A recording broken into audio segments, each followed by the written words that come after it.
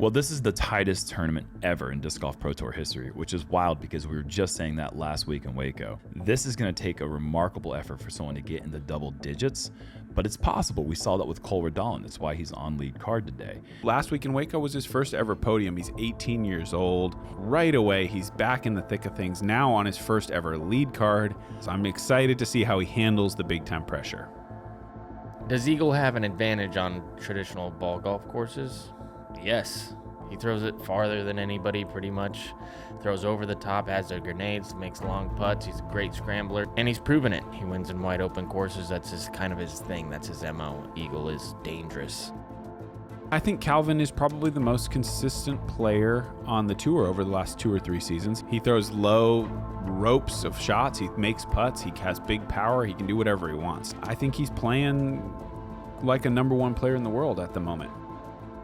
When Väinö Mäkelä's putt is going in, I mean, he is a threat. The guy has incredible angle control. He's versatile and he's steady.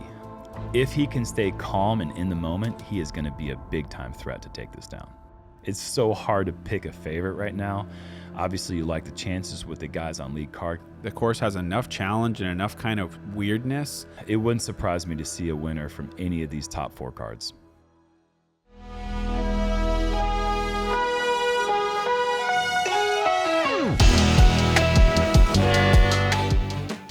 Hello and welcome to final round coverage of the Open at Austin. We're here at the Harvey Penick Golf Campus for one more day on this brand new course, and you're watching JomezPro with Nate Sexton, Jeremy Koling, and Paul Ulibarri. If you didn't get a good look at it, go ahead and rewind the coverage back just a bit, and you're going to see what these guys are playing for today. The trophy here at this event is that their cowboy hat. I think it's a pretty cool trophy, unique. We've never seen anything quite like that before. That's a pretty sweet thing to take home, and there's a lot of people that have the opportunity right now heading into this third and final round who can do just that. We've mentioned it in the intro, the tightest event in Disc Golf Pro Tour, maybe even Elite Series history. You could conceivably understand how anyone from the top 3, maybe even 4 cards could take this title home. Eagle McMahon roaring up to the lead card with an insanely hot back 9 in the chase or the Saturday round, going 8 under. He is in the lead. He is tied with this man right here, Väinö Mäkelä. He has been making his putts. He's been throwing it so well, providing a few highlights here and there. Can those highlights continue the final round? Will he be the first Finn to win an Elite Series? We'll see. Redalen, the youngster from Oregon, ton of distance. His putt is so smooth. If he is able to be poised, he would be an insane addition to this new coming age of youngsters coming up and just winning tournaments. And obviously we got Calvin Heimburg. I mean, what else can you say about him that we haven't said? He is the biggest threat, I think, on this lead card, the way that he's been playing lately. This is going to be an awesome round. All right, let's get into it. Hole 1, par 3, 462 foot. Calm conditions today. Maybe a little left to right breeze, maybe. Backhand turnover, sidearm, out of bounds left, out of bounds right. This is a tight squeeze. It'll be a good birdie to get if they can to start off the round. Yeah, we don't have, I think this is the best scoring conditions we've had all through rounds. It's warmer. You're going to see t-shirts, maybe even still some pants, as you can see here. But it's not that windy. It's not that cold.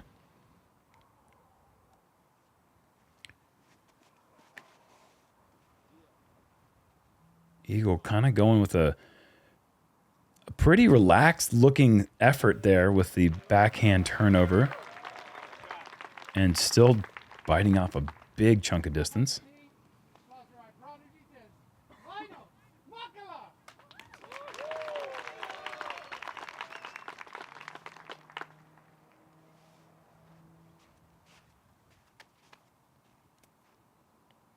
Looks like a mid-range. This is just going to be a high turnover. Can it hold that line? It's working pretty well. Yeah. I wouldn't have been too surprised to see Väinö lay down a roller. We've seen some really good lines from him in the past. but this time electing to pick his spots. This is not one you need to get right from the very beginning. Obviously, tied for the lead right now. No need to take any unnecessary risks. Tough little hole because I don't think they really have a good gauge of the distance because it's so calm. You know, like I'm surprised I'm not seeing high turnovers that kind of get all the way down there. I think that because it was so windy the first couple rounds.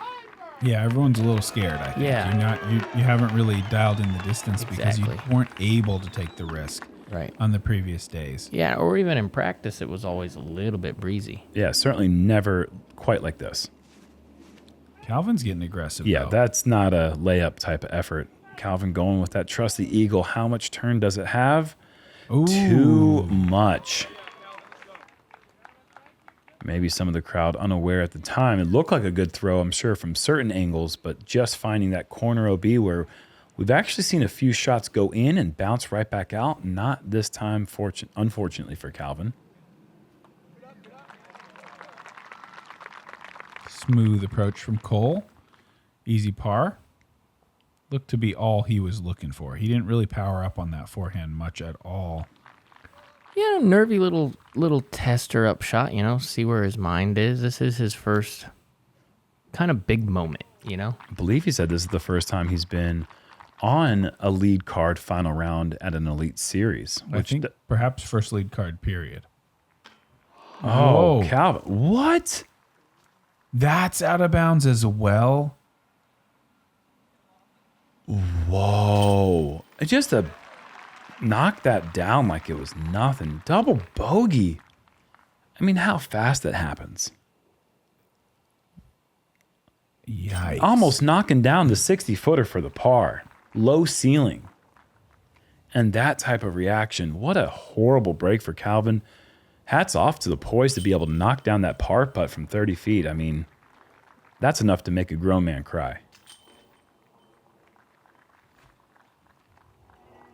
Second most difficult hole on the course is hole number one. How many birds did we have on it? Well, there certainly weren't many. Only 4 on the day. See, that's a interesting statistic. Let's hold on to that one. And only one of them in the circle, Eric Oakley. Everyone else, Austin Turner, 66. Gavin Babcock, 75. Anthony Barella, 89. So Wow. No one's really getting that close. I don't know how Eric got there, but hats off to get in the circle and getting it done. It wasn't 89.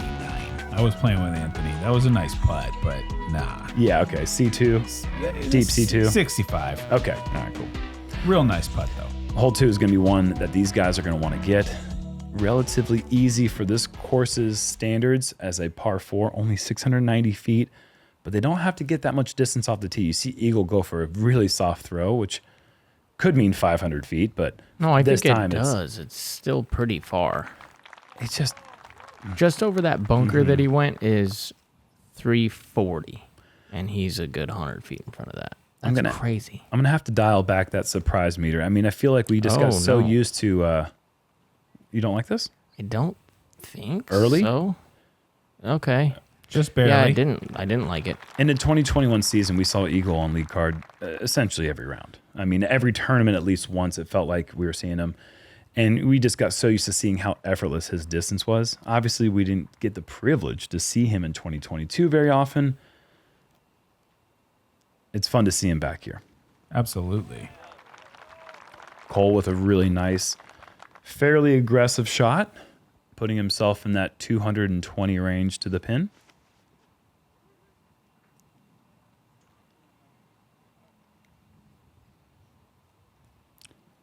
Oh, no. And Calvin, boy, this is certainly not the start that he needed.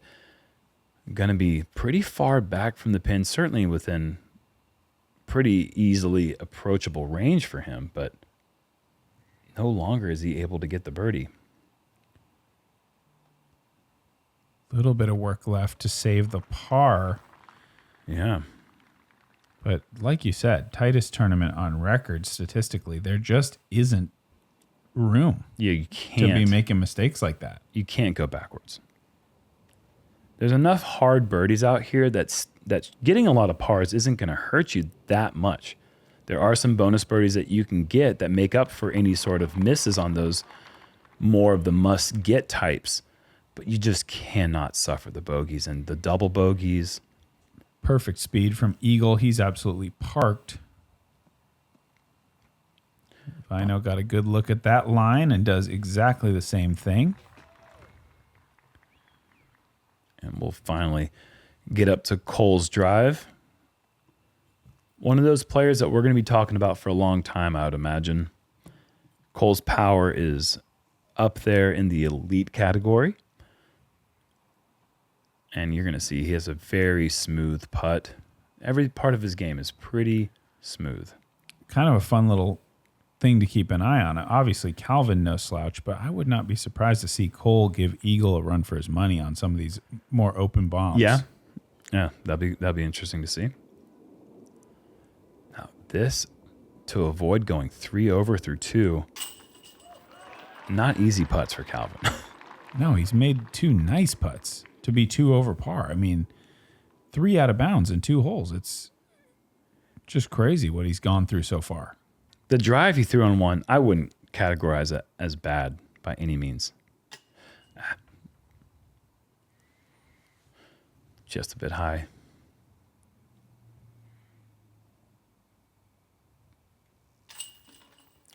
And Calvin just taking a bit off that drive, probably just trying to avoid going OB long. But man, like we said, just kind of sneaks up on you quickly. And Väinö going to tap in his birdie. So he's not going to lose any ground to Eagle. And both of them will get to 14 under par.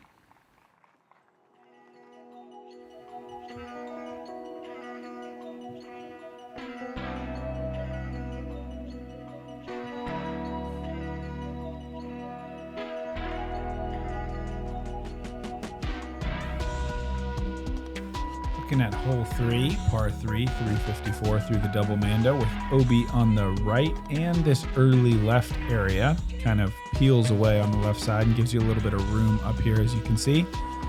The main play for the right-hand backhand is driver, thrown hard and low and looking for that big skip left at the end.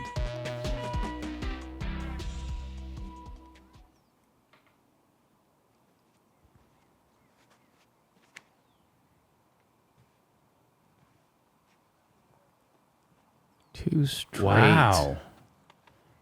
Just never made its way left. That's going to be a pretty awkward place for Eagle. I don't... The way that he putts, it's hard to imagine him laying it up, but we'll see soon. Just needs to get down. That's a great shot. Mm-hmm. Very good. You really want to see people kind of take it wide like Eagle and get the really overstable skip to the left. When you get this hyzer, you get this tree in the way sometimes, but that's perfect. Mm-hmm. Wow. Back-to-back great shots from those two. Another look at Cole's. Kind of takes a little more inside line than you'll see from a lot of players. Most people trying to avoid that tree, maybe by a little bit wider margin. But he gets away with it just around the tree, and that rewards him. A little more aggressive line gives him an absolutely parked drive. From the drive perspective, this basket is so far left that you have to get about 40 feet off the tee pad to the right to start seeing it. So it really moves pretty hard to the left once you get through the double mandatory. This is going to roll a little. Not too bad. The grass is high enough that Eagle's soft bid should render a pretty routine par. Väinö now outright leader at 15.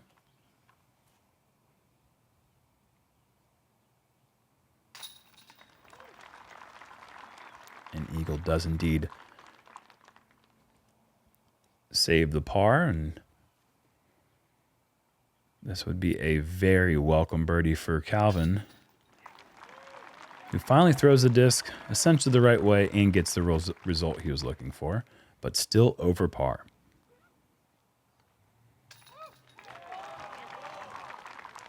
The interesting thing here is more birdies than pars on hole 3. Kind of a surprising statistic, I feel like, for that one. Yeah, it is.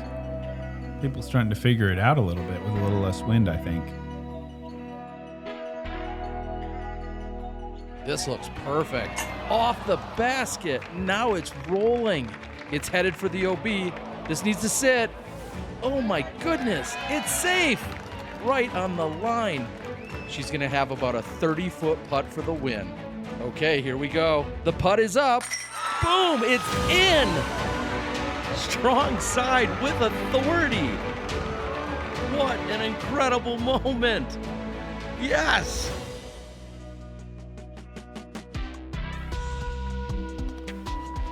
We're back on hole 4, par 5, 1,028 feet. First, you got to get over the river, but short of the green or left of it, and then way around. This drone is just ripping. I can't keep up.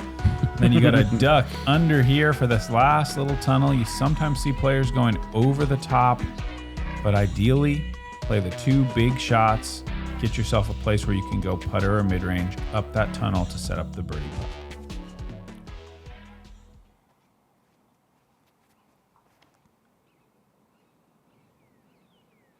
That's good power. Yeah.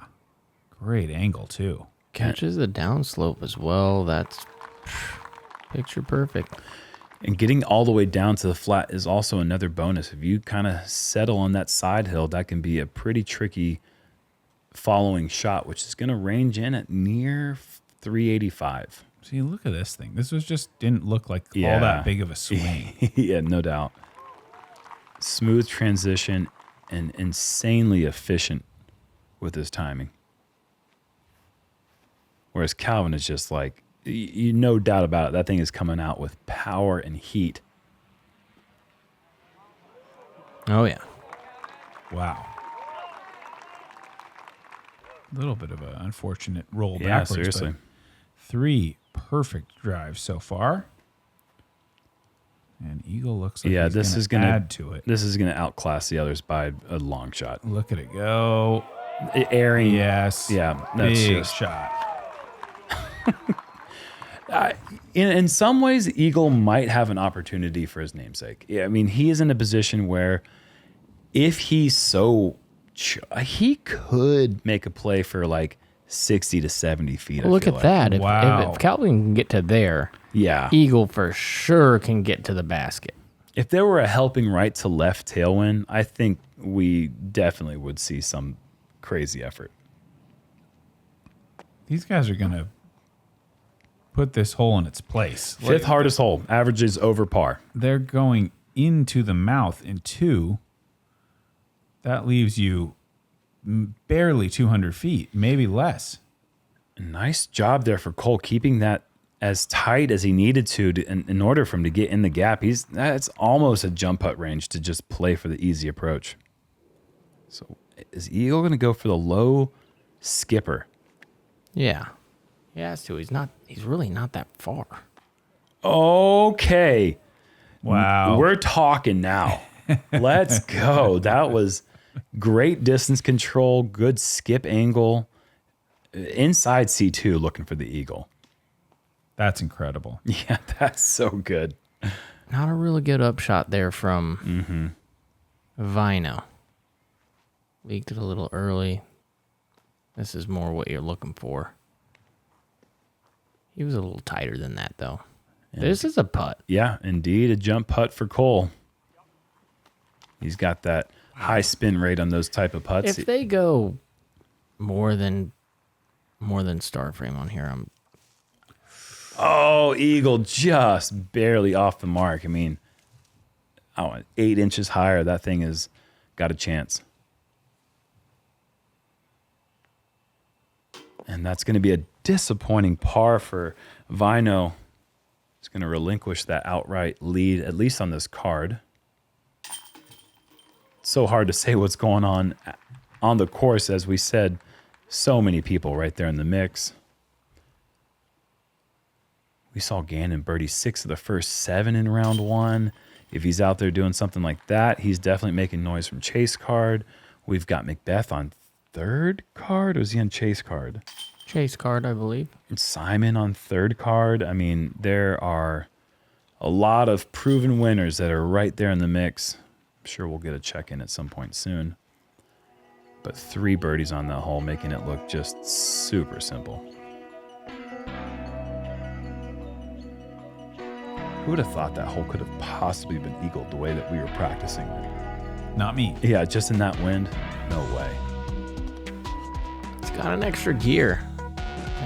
You almost need an extra. This is like going pretty fast here. Hole 5 is 482. These guys are going to want to take big, wide hyzer, avoid that bunker there on the right. The green really shouldn't be a factor for these guys. They could go out of bounds deep if they flip something over, but the big collection area is the hyzer, and then they go left.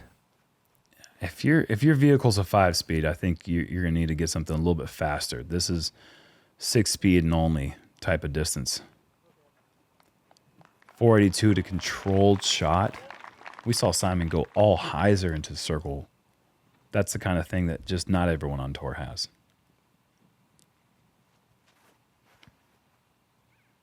Calvin, kind of similar. He didn't look like he liked it. Yeah, this is kind of got to go. Oh, move. And these greens, man, they are spongy. That is going to just, it has no chance once it gets on there, it seems like. Another out of bounds for Calvin. And this is just turned over a bit too much. It needs to slow down. Yeah. And just barely gets the brakes on.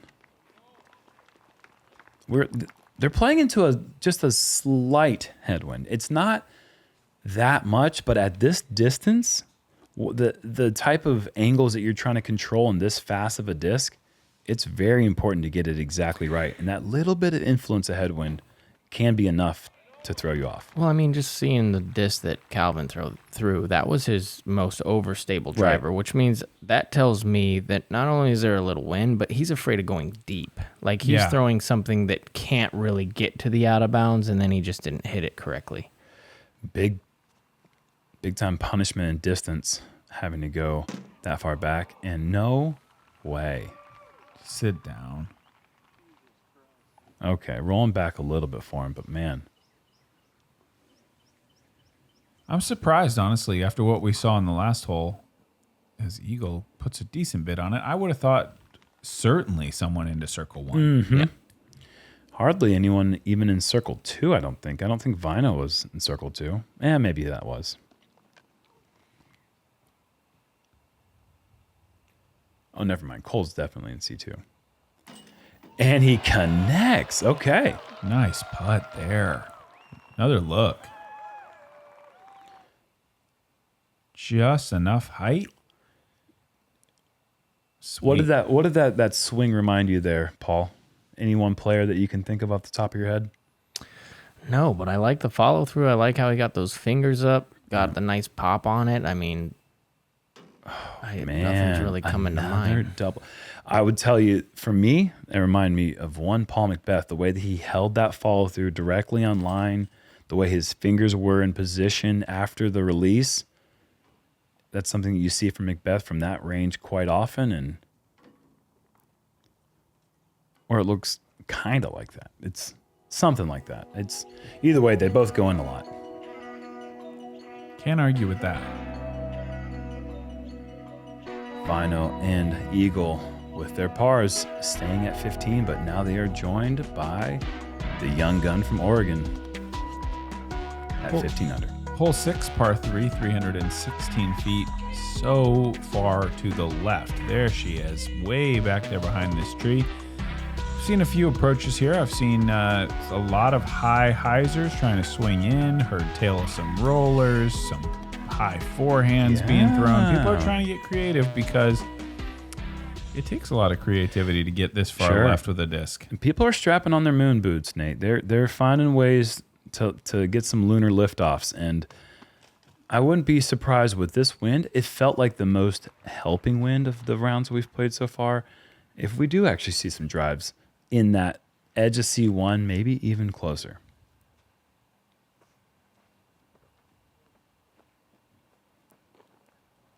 The big problem is that tree right there. Oh, And that's just a completely unfair result. nasty roll.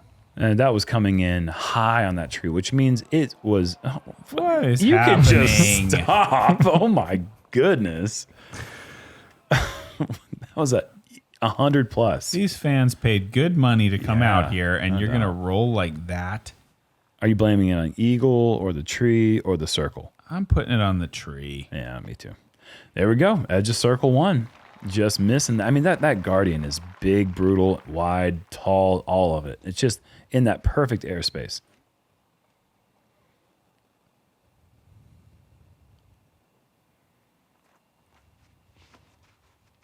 Yeah, it's funny that these guys throw it so far, and these are the farthest guys that we have on tour, pretty much. And they're having problems getting it high enough and left enough. Yeah. So if you think to yourself, like, because I know there's somebody out there going, I would have just thrown a low skipper around the corner and get it. I got that fast boss that's a really skipper. I got 316. Yeah, it's just not happening. They're throwing it all of 480 power up in the sky to try to get over there. Väinö. Väinö, the best looking effort for the birdie. I don't really think Cole's going to have a good look, but he might be able to make some special highlight reel if he's able to find the chains. Yeah, that's just, it's a tall task with all those trees in the way. And that's the other thing, right? We haven't even really talked about the fact that this basket is surrounded essentially, nearly 200 degrees around the basket. We've talked about the angle and that big tree that's kind of blocking the access to it. These little trees can be real nasty when you have a 30-foot putt from pin high. Yeah, I mean, you could go left right there, have a 20-footer, and have nothing. And just lay up. Yeah. And there it is, our first leaderboard check-in. Gannon Buhr is an indeed outright lead at 16 under. But man, oh man, that T2 is a long list of names at 15 under. 14 is long, 13, you name it. I mean, we've just got so many people in the mix. Wow. Why disc golf? It's the people. It's fun. It's the lucky shots. It's the feeling. So come out. Grab a disc. Or two, and let it fly with Lone Star Disc.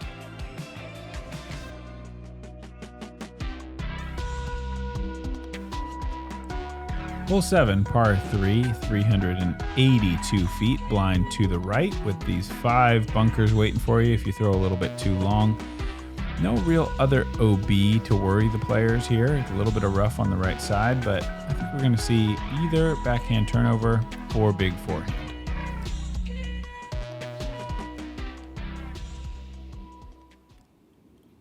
Cole going backhand. Why not? You got angle control like that.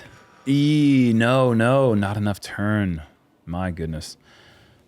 Makeable putt. Yes, inside C1 or right around the edge of the circle. Oh, an eagle gets a lot of that branch. Does it hurt him? Are you How many branches can he hit? What?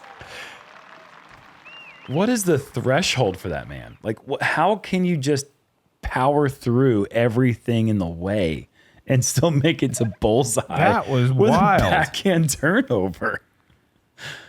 Okay. Another great shot there from Väinö. Yes, Circle's edge. That's yes. beautiful. That's a tough backhand to throw.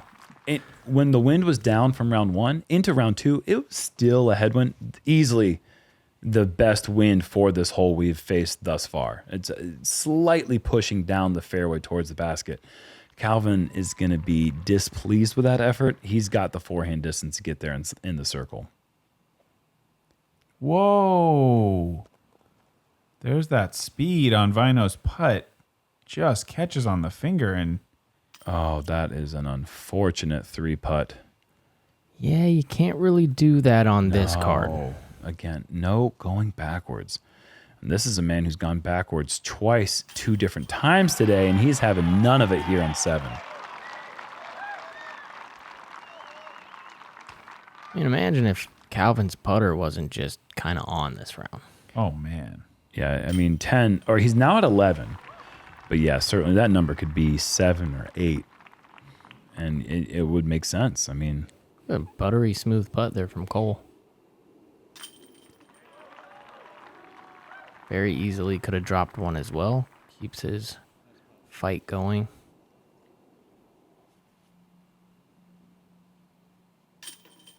Hammers that one home. Hole 7's going to hurt for Väinö as he takes a couple steps backwards of Eagle's pace on this card now.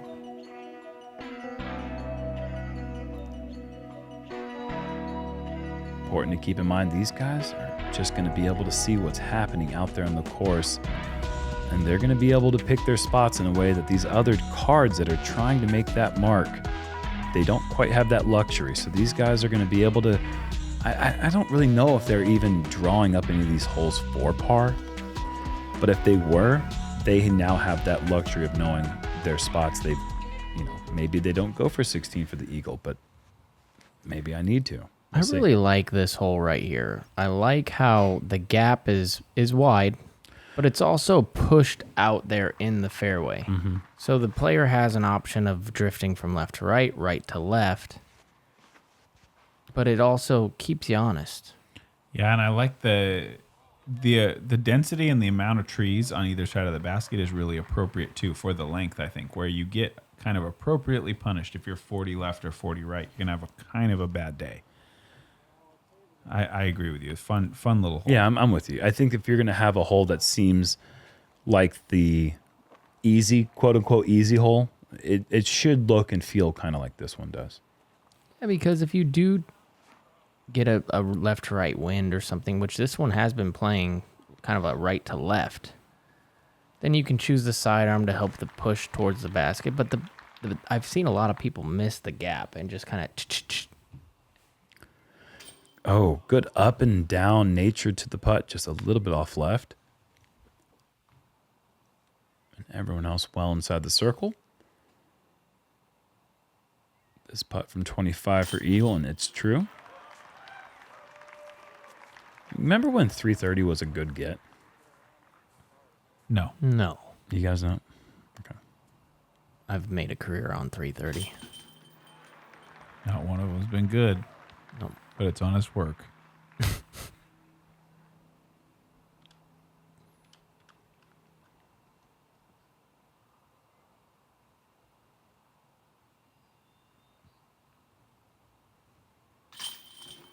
Good bounce back.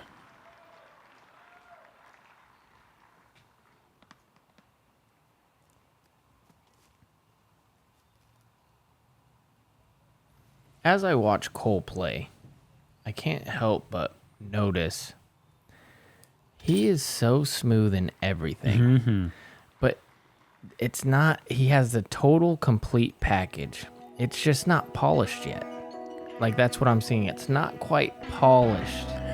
And you know, if you have that sort of easy distance at 500, which he does, and it's not a hitchy, fast throw, both sidearm, his putt, reminds me a lot of like Anthony Barella, to where I think if he can smooth that out even in the coming years, this is going to be another like a Gannon player, because the form, there's nothing wrong with it. Like, it's just smooth. Not in the style of play or the way they look at all, but as you're describing him, I kind of think of a Gannon towards the end of the 2021 season, where he was just starting to really come into his own, but he was only 16 years old, or 15 even. Or at an the Eagle time. even, when Eagle came onto the scene at like just GBO. Backhand turnover to the circle for Eagle. He's putting together a solid front nine. Yeah, that was... This is a crazy hole to me, that these guys are just like, yeah, easy turnover. And it is. It is for them, exactly yes. that, yeah. It's just, if the hole were 35 feet longer, Calvin would be in really good position. As if 462 with a low ceiling.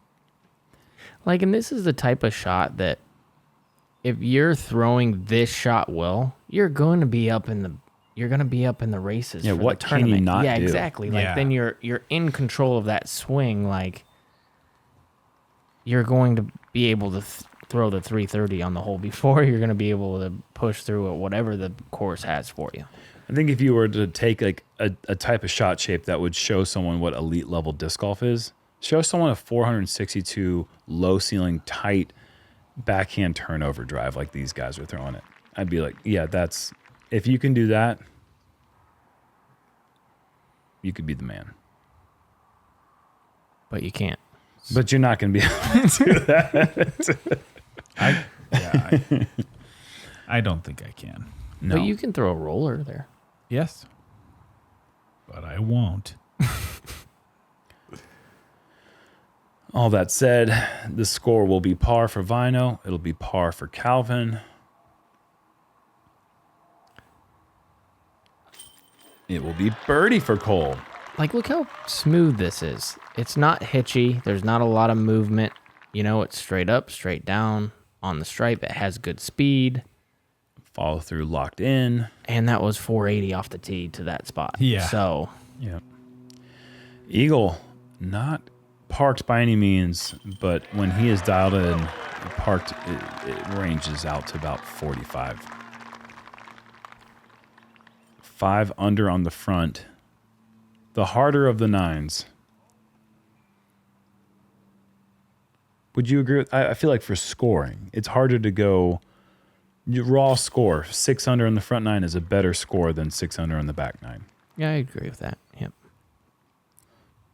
But in this case, we're talking about 5 under. But still, either way, a good get here on 9, and that is going to bump Eagle up that leaderboard just a bit. He is now at 18 under, 2 clear of the next best on this lead card. He is in a good position right now. He is controlling his destiny heading into the final 9 holes. Wow. Austin Turner. Whoa. 10 under through 14. Okay. Austin Turner, let's go. I'm waiting for that thing. Like, I've been waiting for a long time to just see at an Elite Series somebody come from the depths and just bust out like an 18, 17 under, and people be like, wait, what? We're losing by 8 and we haven't even teed off? I'm just curious to see, and this could be the time right here. He has holes left. Yeah. But you know what I'm saying? Like, that will eventually happen. Sure. Well, 9 more holes to go in the event that has been called the tightest event in disc golf Elite Series history. It's going to be an exciting finish. We'll see you here on JomezPro.